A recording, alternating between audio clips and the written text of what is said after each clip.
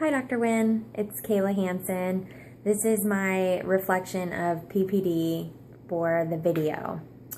There's a few things that I would like to go over in this video with you. Number one is that Johnson mentions in chapter 1 that we're all in trouble. If we don't work together or even learn how to talk about it, then all hope is lost. I understand this because even in class, I feel uncomfortable talking about certain things. Our cohort is very diverse, and I don't ever want to offend anyone because I'm not sure 100% on how other people stand.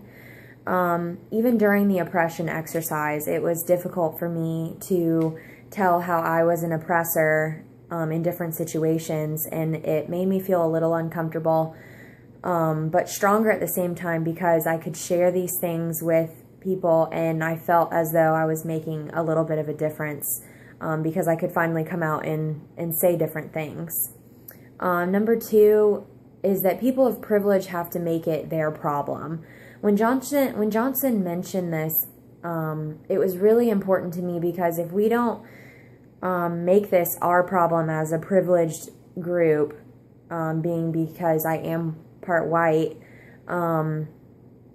if we don't make this, it will be a never-ending battle for those that are trying to be heard.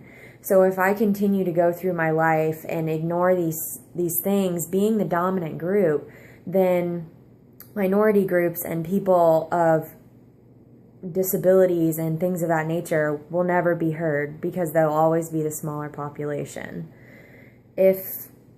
Another thing that Johnson goes over is the diversity wheel, which was used as a figure in chapter 2 or 3, I believe. I loved how Johnson explained how everything in the middle is usually things that you're born with, instilled traits or genetics that you can't help. You're born with them, and you can't change them unless you have surgery or something like that. The outside, unfortunately, is affected so heavily by these instilled things, and it's ridiculous, honestly, that things that we are born with and that we can't help affect how we're going to live our lives, from our SES class to how our children will be raised to how we're looked at when we walk in a grocery store. Number 4, in chapter 2, Johnson mentions the scenario of, well, she's part Asian or she's part Jewish, etc., but that they never say she's part white in the United States. And that is strange. I've never thought about it like that before. A lot of people, my mother is actually Japanese, and so a lot of people have told me, or if they're talking about me, they'll be like, she's part Asian. She must be really good at math. So, in fact, I'm actually really terrible at math. So I've never really thought about how if someone were to say, well, she's part white, how it would sound. So that was interesting to me. Another theme that I noticed is that in chapter 4, on avoidance, exclusion, and rejection, all of the notes that Johnson mentions, all of these resonate with me because I've thought about them all. Whether it would be weird for me to say hello to my new neighbor, or if I was feeling different about asking a coworker to come to my house to socialize. I've just never thought about it before, but it's definitely something I'm going to have to start to consider if I want to be a part of the change. Number 6, in chapter 4, Johnson mentioned a statistics that half of all females in the United States would have a scenario of rape or attempted rape sometime in their life, and I just thought, wow, I can't believe that. That is incredible, in the worst way possible, because I'm a female, and that not only scares me, but it amazes me that he never does mention men, that men never have to worry about something like this, which brings me to our conversation that we had in class about how women always carry pepper spray, but men have never really had to worry about pepper spray. Another thing is that men damage themselves. Johnson mentioned this. And since the beginning of the program, I've been catching little things that my friends would say, such as man up or grow some balls rather than grow some ovaries. I mean, I'm a female, so I'm going to listen more for those things, and I work in a largely male populated environment. So I hear these things and I want to say, well, why did you say that? Why don't you say grow some ovaries? Or why don't you say it like this? Like, what does man up mean? But that's part of me being silent and not doing anything about it.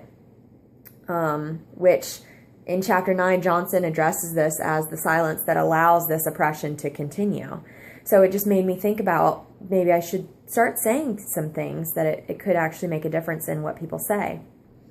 In chapter 5, Johnson mentions how dominant groups don't see privilege as a problem.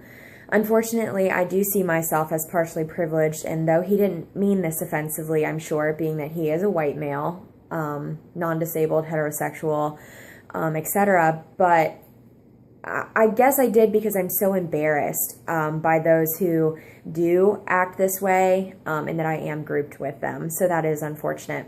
It's interesting how generosity from dominant groups rises and falls based on how well they're doing, that Johnson mentioned in chapter 5. I have actually noticed that when a dominant group is being more helpful, it is when they're on the rise. When their company is doing outstanding, that's when they want to do outreach groups. But if their company is really suffering, then they're gonna make cuts, such as arts and different things that maybe aren't quite as important. The path of least resistance. When Johnson mentioned this, I just thought about how true it was, that we often do choose the path that gets the least amount of resistance from other people, and I've never thought about that before, but it is actually the easiest route. So in closing, I feel as though I'm a part of the population that wants to settle, but then I think about history and how it hasn't helped us at all, and that I want people to change and love and grow as a unit. So reading this book of Privilege, Power, and Difference has made a huge impact on me as a future counselor. I have opened my eyes to newer outlooks and seen things in a totally new perspective that I've never thought of was that way before, until Johnson brought it to my attention. It's exciting to know that I agree with a lot of them. As a future counselor, I'll take this knowledge with an open mind and do everything I can to stop the habitual activity of not saying anything, because I'm guilty of that and I want to change that, and hopefully spread the word. I want to be knowledgeable to my clients and to everyone in my profession, and hope that will make a difference one day. Thanks. Bye.